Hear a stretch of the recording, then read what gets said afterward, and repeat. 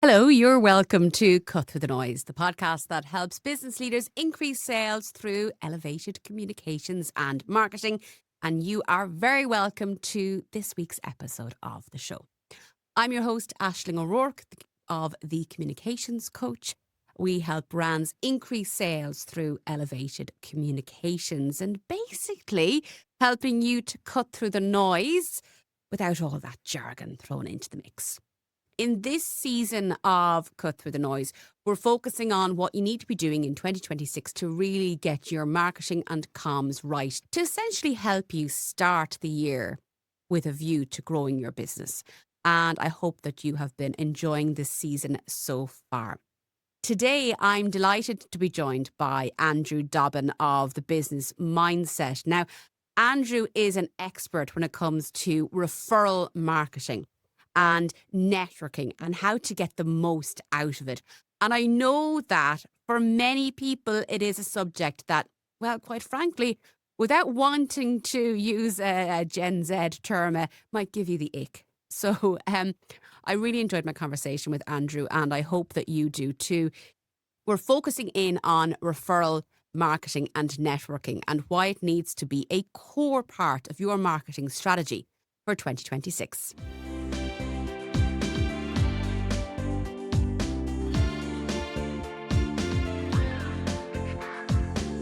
Andrew Dobbin, you are very welcome to Cut Through the Noise. Thank you for taking time out of your busy schedule. I am glad to be here. It's not often I get asked to be on a podcast. This is good for me. It keep me sharp. So, Andrew, your work revolves around encouraging people to boost their business through referral marketing. Now, before we get into the nuts and bolts of what you do, what do you see as the differences between network marketing and referral marketing? Sometimes in this world, there's all this jargon around marketing, and then networking and referral marketing can get lumped into the same thing. So explain it for our listeners. What exactly is referral and networking marketing? I think one of the things for me, networking, a lot of people go to different networking events on a regular basis. It could be a chamber event, could be government-led events, it could be BNI events, very much referral-driven events, that type of thing. I think whenever you come back to referral marketing, if you might call it that, it's about how do we work with people that help you have a plan in place to generate referrals.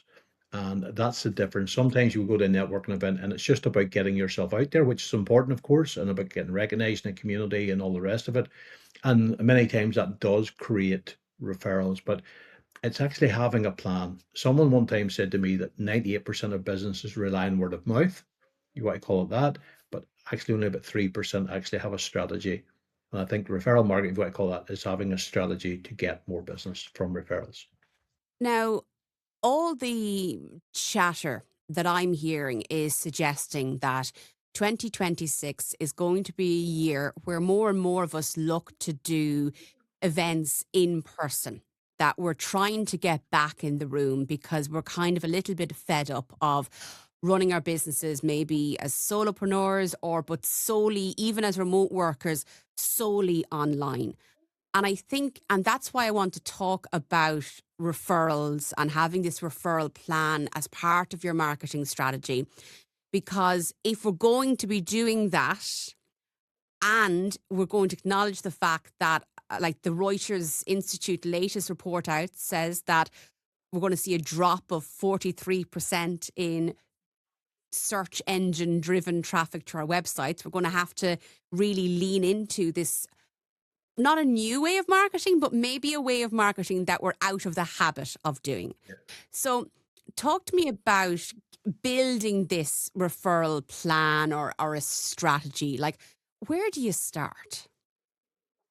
I think for me, one of the first things you got to remember is, I think, come back to some of the simple training which we have done is, are you a golfer or are you a footballer? And what I mean by that is, whenever we think of a golfer, the golfer's very much on his own. He's the one who's there to get that little ball from one place to another and score the point. Whereas the footballer is the person who's got a team of people and they work together to score the ball. And in that sense, for me, that's what referral marketing is. It's very much about having a team of people. It's people who are there to help support you, advocate for you, and who are there to generate referrals for you and vice versa. So you've got that support network of people who know what you do and are willing to help you. They've got enough business knowledge of what you do. And for me, that's a difference. Now, I know that a lot of people over the last while, want to get back in the room. I think there's some cases where some of the groups I'm involved in, they have hybrid situations. So some weeks they meet together, they meet online, but they always have an in-person event where they're actually meeting in person. They will have one-to-ones in person as well. They will have meetups, coffee meetups, lunch meetups, dinner events, social events. So they're building that hybrid situation. I think there's a lot of that now as well. I think a lot of people they do want the in person, that interaction's better sometimes, or they feel it's better. But if you have that hybrid, that can work really well. It's really about creating a team to support you, um, regardless. And this is a team of people who are outside your business, so they might be supporting you in terms of encouraging more business in your direction, but also a sounding board when you're facing a bit of a challenge and you're not quite sure how to tackle it. Any support network you have, customers, suppliers, all those people can be great sounding boards for you. Mastermind groups, those are also good. Other industry type, and we're part of the PSA, Professional Speaker Association. There's great sounding board for certain things, but it's not about referral marketing. Sometimes it's not about driven for referrals. So there is groups that are what I would call very strong referral groups, and they're there with that main purpose to generate referrals for each other. Those groups work really well. When people really work it, you have to work it. But outside of that, it's about having the right associations with the right types of people, and it's understanding where you fit in that, and who knows your target audience, who knows the people you're trying to speak to.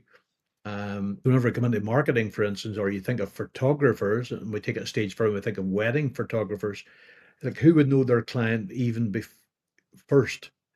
And there's a very simple thought process. And you start to think of a wedding photographer, people who might know them might be the wedding dress people, the suit suppliers, the wedding car person, the venues, the minister, priest, whatever. Those are all businesses, if you like to call that, who will be in that same sort of group of people, power circles, whatever you want to call that. So those people are all connected. They're all got that similar client. But many times we forget, and I did this exercise with a wedding photographer. It took him 30 minutes to find the jeweler. And the reality is, the jeweler is one of the first people in the chain because the jeweler is the person with the engagement ring. So if you think of that, Mm. then you start thinking networking, you start to think of referrals. Who's your jeweler in your industry? And if you think of that, that's just a very simple thought process. So it might be an accountant, it might be an estate agent. Some people might call them magnets. Who's the magnet? Who's the people who pass out the work for your industry? That can be beneficial to you. You That's a just, really good way of looking at it yeah, because yeah, so in the case of a wedding photographer who's kind of not necessarily picked as the last person in the chain, but they're further down the list. You need the engagement ring before you're going to propose. yeah, So you are, well, okay, I know people do it differently, but generally speaking, it's around the proposal stage that the engagement ring is purchased. You'll book the venue before you'll book a photographer. You might book the celebrant before you book a photographer. Um, and then you find a photographer who's available for those dates. So there is a chain. So can we, in our own respective businesses, think about people who are working in our niche, who are doing perhaps something similar, to have the same target audience, but maybe you're serving them differently? if you just think of somebody who does web design, they may have somebody then who does SEO. They might have somebody they might know somebody who does ordinary print stuff. So those people are all looking at the same type of client. Somebody who buys a new website is somebody who's marketing their business. So they're looking for new business. So all of a sudden, it's not the web, it's about new business. So who else can help them get new business? So it can be the printer. It could even be a business mentor, somebody that got there, or a business coach. So it's about having the conversations and understanding what the person is really looking for. So if somebody says, well, I'm actually looking more business, that's why I want a web. Okay, well, we can sort that, but you might need SEO. You might need something else. What about the print? Are you doing anything with that? Are you doing anything? Are you doing any signage? Are you doing any business awards? Whatever it might be. So all of a sudden, it's a different conversation. On that education piece, okay? So, like, say for like, just going to speak from my own perspective as an example. So, I launched the communicationscoach.ie in 2022. I offer communications and media coaching, and I want to grow my business in 2026, including the communications mastermind that I organise. How then I know what I can do? Say, and I am, in my case, I'm a solopreneur. I'm part of, as you mentioned, the Professional Speaking Association, which is brilliant, lads. You all should join us. We're a great group of people. But how then do I get to a point where other people are willing to refer me to others? How do you bridge the gap between, well, Andrew, you know me, but do you trust me enough to refer me to people that you know, like, and trust? I think there's a part of knowing you as a person, and there's a level of that trust in there of knowing you as a person, but there's the knowing part of what you do. So what do you Yeah. actually do? So if people don't know what you do, it's not as easy. So it's about the very first part, in many ways it's, different ladders to that perfect referral. They need to know the business knowledge. So even your best friends, could they talk about your business for 2 to 3 minutes uninterrupted and speak intelligently about it? Do they know that? Can they identify the needs? So whenever you come back to it, do they even know what your clients look like? So people who are looking for media training, what type of clients are like that? And then even with that, then it's been able for them to communicate that and to be able to create, they know that people have got needs, they've got problems, and then they can say, well, here's a particular solution to that. Here's people who can supply that to you. Is that the type of expert that you would want to speak to? And then they create the introduction. Um, so I think sometimes as well, in conversations with people, you might identify they know your target audience. And it's been able even to say to them, look, you mentioned you've got a good client there. I would really love to speak to them. Would you be willing if we could work together to even show you the best way to make the introduction? And that's a way it Okay. can be done. It's actually teaching them how to create that introduction. That's, this is why you want to speak to me. Here's how you might have that conversation. Here's the benefits I have. By the way, I could send them something or even send them a podcast, or here's a testimonial from someone. All of a sudden, whenever they have that conversation, can they send a testimonial? And I know even on my own YouTube page, I've got a few testimonials, which then you can always send to people if you need to.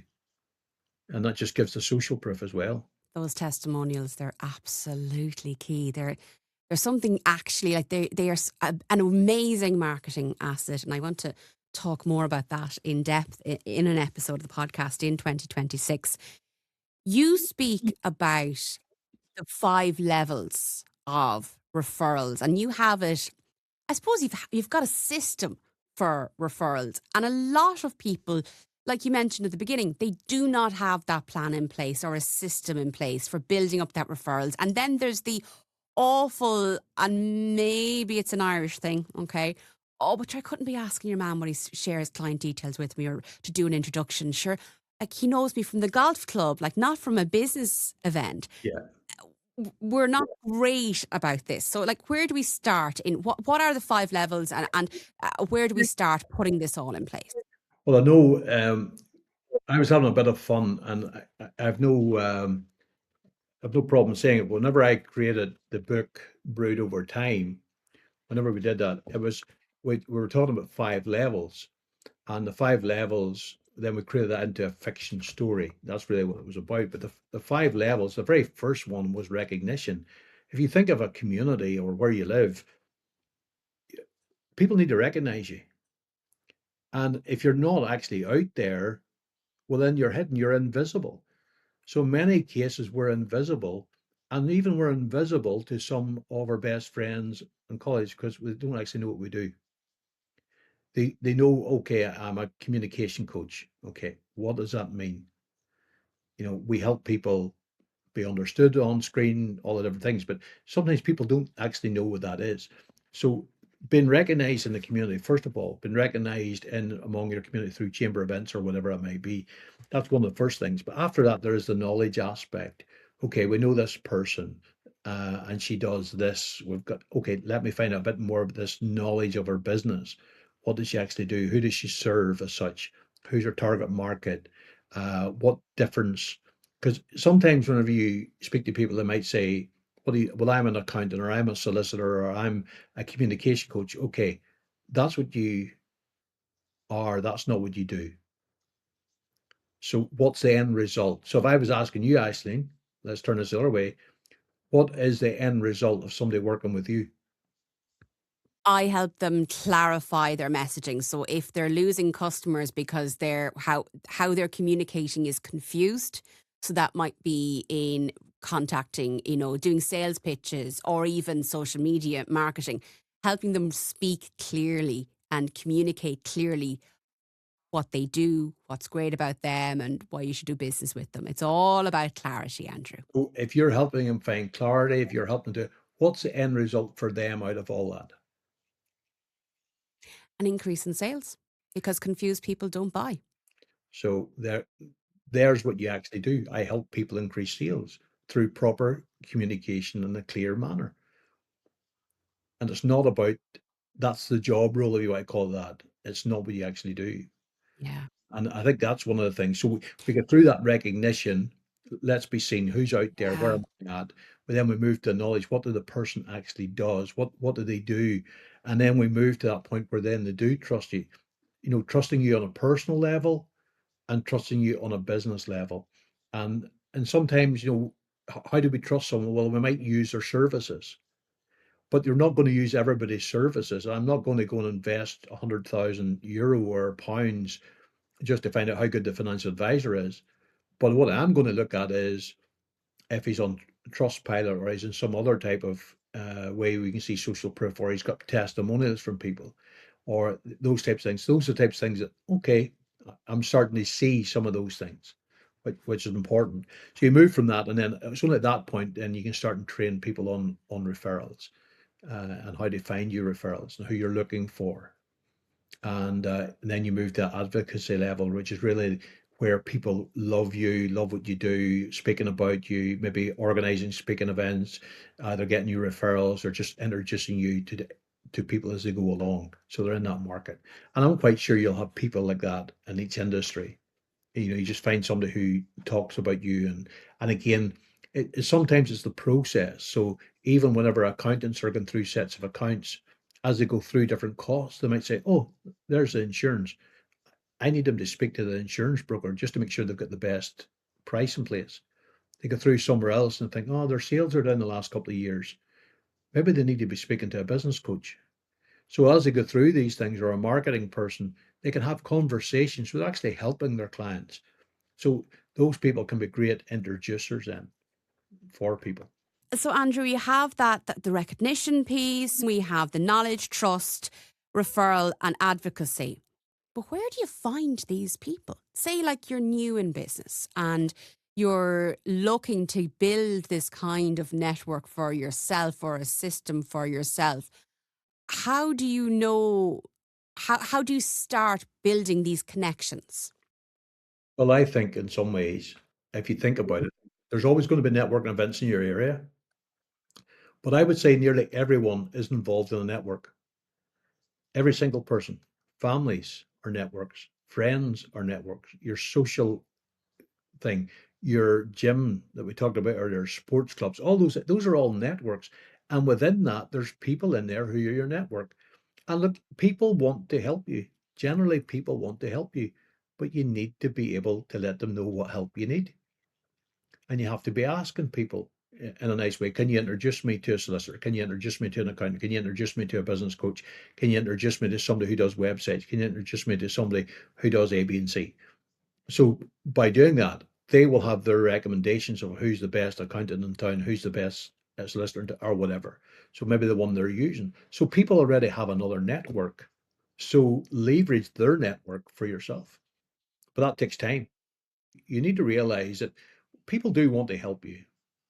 And I always talk about three different things in what I would do. I talk about the mindset of people, you talk about the skill sets they've got to know, and they've also got the tool set. And we can find all of those things and how we use them then and apply them to what we're doing. Now, Andrew, I know that as part of creating a referral strategy for your business, meeting people one to one and having those important chats is something that you speak a lot about, but is really fundamental to all of this. So I'm going to ask about this as a bonus for those of you watching us on YouTube. We like to keep some extra content for you. So Andrew, first things first, what is a one to one? How does it look for people who haven't heard the phrase before? People talk one-to-ones. It is, to me, it's a business meeting. Now, that business meeting is for me getting to know the other person. You want to get to know, this is where getting to know people on a personal level and getting to know them on a business level. And I think it's only once you get through those areas and finding out more about what they're doing. And it's about having honest conversations of what you're trying to achieve, people you're trying to connect with, and vice versa as you go and you can get into that. You might be the first time just getting to know the person. What do they do? What hobbies have they got? What other networks are they involved in? So if I turned around to you, Iceland, and I said, Iceland, uh, what book are you reading at the moment? What would you say? Well, actually, I would say Brewed Over Time by Andrew Dobbin because that's exactly what I was reading over the course of the weekend, and that's not just because I was interviewing you today. But yes, so that would be where I would start with the honest answer. Yeah, so you can say that, but at the moment, for instance, I just bring this. I'm reading this book on reasonable hospitality. And that's a business book. So Oh, okay. so it might be other people are reading maybe a different type of book or interest. So you can end up having a conversation just about books. So you find out where the people have interest in certain places, or it might be it's on a networks. I'm in a football club. I'm going to the gym. My thing at the moment, I'm started to attend the gym the last 6 months. And it's become a topic of conversation. Uh, but so other people, then you can start to connect with them on that human level. And people talk about B2B, business to business. People talk about B2C, business to consumer. But networking, referral networking, if I call it that, is H to H. That's human to human. And we must always remember that. We have to always remember the human aspect to what we're doing. And it's worth putting the effort in. And I know people listening to this are nervous sometimes, and there will be listeners who are nervous of offering referrals because they're nervous of reputational damage if it doesn't go well. But I would counter that with what if it goes really well? You know, what happens if you're holding back from it because of the fear of it going wrong, but actually more than likely it'll be a positive outcome. And in some cases, it is you've done the work beforehand. You've sought for the proof. And you could turn around and say, you know what, I introduced somebody to a particular supplier this week through somebody else, and I didn't know but what I was doing was I said, here's a supplier, I don't know them, but here's a supplier from somebody else. Maybe somebody I've used them for this. Yeah. It's what level you're at with people. And you could ask me for certain suppliers. I say, well, I've used them in this level. I've used them this. I know somebody who's done this. So at that point, then that's your reputation. So you do need to be careful in that. So you do. Very, very You much. do. The way you've approached it there as well, like you're being really honest. Well, I haven't actually availed of this person's service, but I do know they've a good reputation for Yeah. is a really good starting point, I think. And you You have to be really just honest and transparent in all your dealings. If you want to be passing that quality referral, I'm going to give you 5 simple steps in that way, that referral. The major, major step of getting the quality referral that way is people need to trust you. That's the major step. The next bit, and we've mentioned this already, they need to have some business knowledge of what you're doing. You're never going to teach them to be you. You don't want them to be. But then the next bit is they need to be able to identify the needs that you actually have a solution for.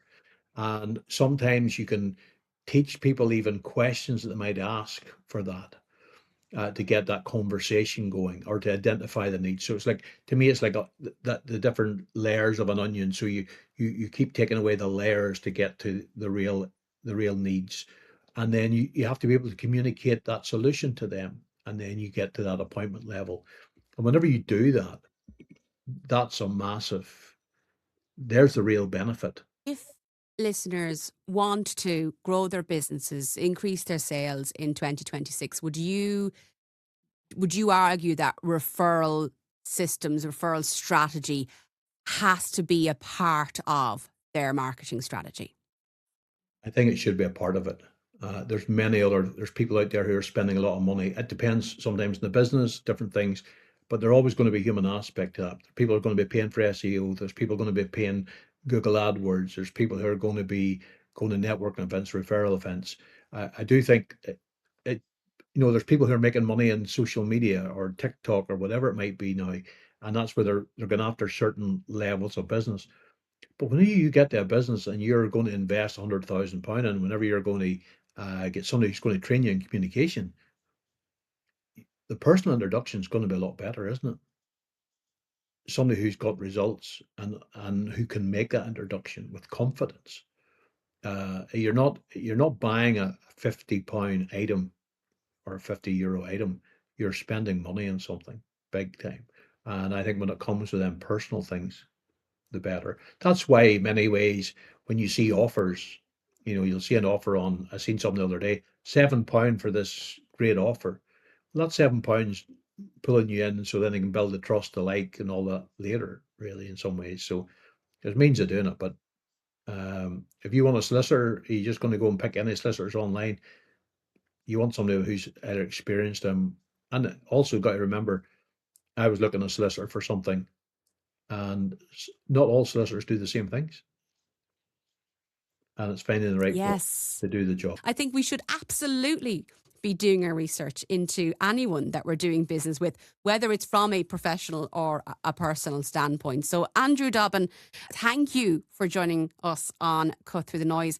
And as you say, like at the end of the day, everything comes down to that human to human interaction. In an age of AI, if we really want to grow our businesses, it's down to that unique human interaction, because we're eccentric beings, and that's what makes doing business with us all that more interesting.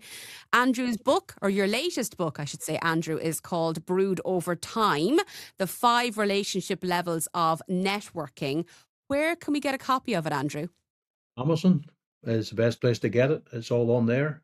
Brewed over time. You can check it. If you check my name, Andrew Dobbin, you will see I have a couple other small books on there.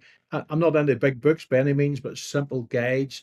We had one which is called The Ultimate Guide to Client Referrals, simple tips, 20 odd tips. Then we had one on Referral Bootcamp. Referral Bootcamp was about how to teach your team, how to teach other people how to get you referrals, and vice versa.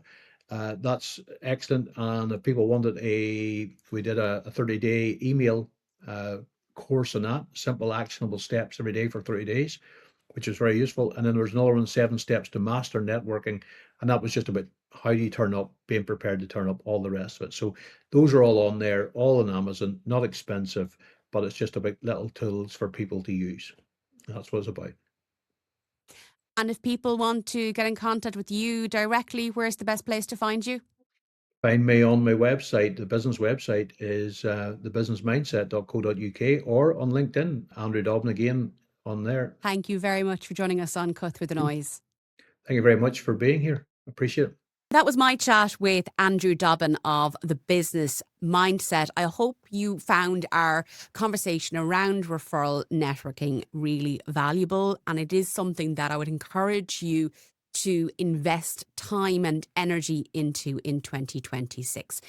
We all need those support teams to help us grow our businesses. And that only happens by building relationships with people so that they know, like, and trust us and are willing to be advocates for our business. And that's why I launched the Clarity Collective Communications Mastermind, with a view to helping you increase your sales through clear and concise communications, but also to build that team, that support team, that football team, as Andrew called it, that will advocate for you and help you tease out problems when they do happen, help you face challenges, and really help you brainstorm ideas so that we're not working in isolation.